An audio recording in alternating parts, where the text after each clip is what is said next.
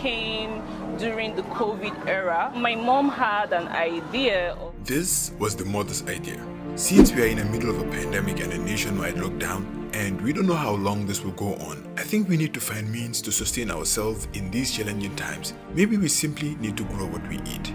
This was the whole idea. The idea was not to go into farming for commercial purposes, but rather for survival. As at that time, I was working as a banker. So we had to buy about 25 broilers, 50 pieces of fingerlings.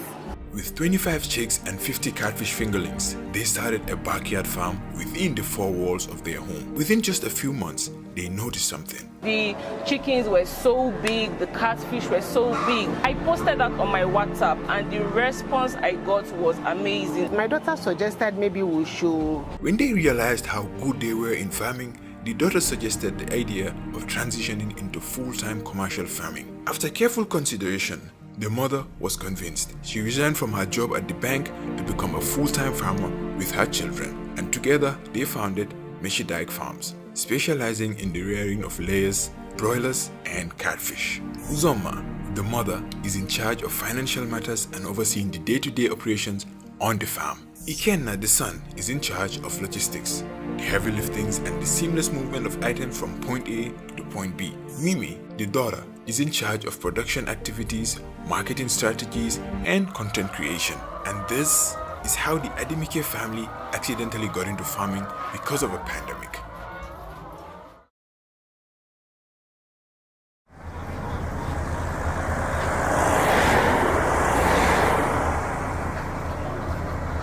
We got this space was a farmer had to relocate back to his country, and he was looking for buyers to buy both the building and the chicks. By then he had them on the floor. It was really something else, and we came into the picture. We had to rebuild, we had to buy more chicks, and that was how we started. That was how Meshidike came to life. We started with one pen. Then later, we found out that there's passion between the children and I, especially my daughter. We really have passion for this. Little by little, from 150, we grew to 500. From 500, we grew to 2,000. And from 2,000 to 3,000. These 3,000 layers produce a minimum of 30 crates of eggs every single day. Each crate valued at 2,500 naira, which translates to a daily revenue of 75,000 naira for Meshidike. You might like, oh yeah, it's huge. But you still have to remember that you still have to take out some money for your bag of feed. I'm not the finance person, I'm a production person, I'm a marketer. My mom handles the finance, so I'm not going to disclose how much we make in a month, but it is tangible. We've used that to build our house. We've used that to do, you don't have to like maybe go and ask people for money all the time. You're generating income for yourself. You sell your eggs every day. You have some times that people get to beg you, please supply eggs to us. You're in charge at the end of the day. So yes, it's a profitable business. The business, I think, is really helping us. Egg alone can take care of whatever that we need. And you know, sometimes when the layers, when they are about 2 years or thereabout, we sell them off as old layers. We still make our bulk money from that one. We thank God for everything. In addition to the revenue generated from egg sales, Meshidike makes extra revenue from this 5,000 capacity fish pond. For the fish, we roast, we send abroad, we sell locally, we sell even fresh ones to all these restaurants. Like initially we started out with the plastic containers. This one? Yes, this one. This one should be at least 1,000 liters or more. As you can see, this is built. Just have the tarpaulin there. So this is the wood. So how often do you, like how long does it take for you to sell all of them? Like once you put like the babies in, like the small ones, how long does it take? So it still depends on the size you're trying to achieve.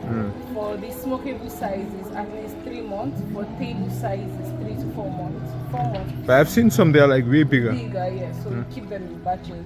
So as these ones grow to this level, probably we get to smoke this one, then you move them. Here. So 3 months now you get to sell all of them. Wow, let's move. Yes. Alright. Like these sizes are bigger than this size. These ones are bigger than these ones. The same. And we've sold most of them. These are the ones that. So like every 3 months, like you're selling? Yes, we get to smoke. Our grill stuff is at the back. Okay. So yeah, we get to use the charcoal, smoke them, sell, and we feed them at least twice a day. And the waters are changed every morning. How do you change the water? So we have the outlet pipe, and Alright. this comes like this. Why it wants to go out, there's an outlet pipe there. Alright, there's an outlet pipe, yeah.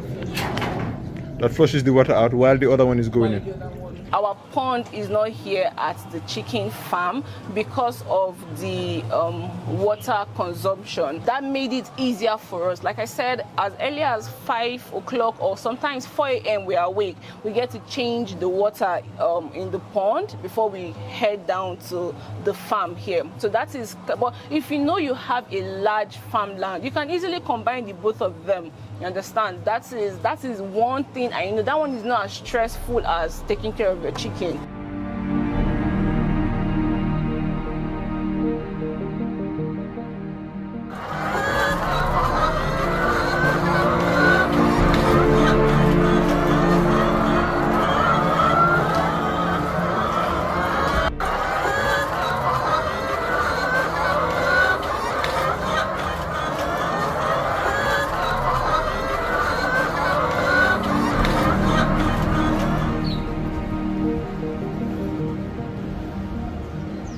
What initially began as a survival strategy during a pandemic has evolved into a thriving source of revenue for the Adimike family. This is agriculture for you, and this is the power of just growing what we eat.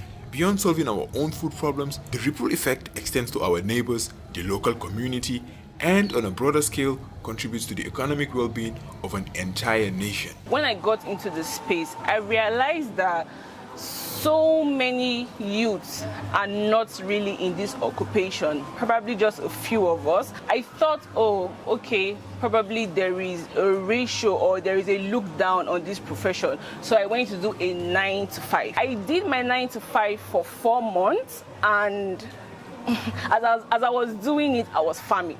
As I was doing it, I was farming. And they say you cannot serve 2 masters at the same time. I had to choose one. I had to say, you know what?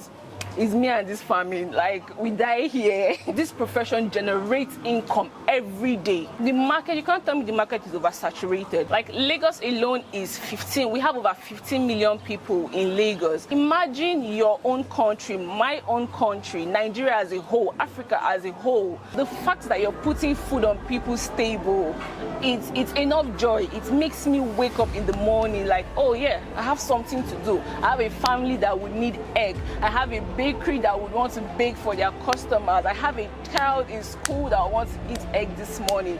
All those things are what inspires me every morning to wake up and say, yes, we're coming to the farm to put food on people's tables. So I want to use this opportunity to talk to anyone out there that always wanted to go into poultry farming. Farming in general, believe me, you can do it. Africa can be great. Africa is great. Our soil is wonderful. Our feed organic. Do you understand? So I believe we can all do this. So Metrodike in the next 5 years, guys, watch out for that space because we are literally taking over, period.